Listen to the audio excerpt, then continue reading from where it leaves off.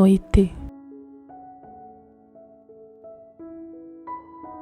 Toda noite é tempo de desacelerar, refugiar-se dentro de si mesmo e assim repousar.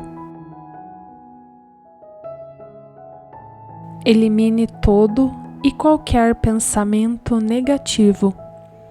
Não permita que eles tenham poder algum sobre você. Que seja uma noite cheia de bons sonhos e possamos sentir a proteção divina sobre nossos lares. Boa noite. Que a paz do Senhor seja nosso escudo.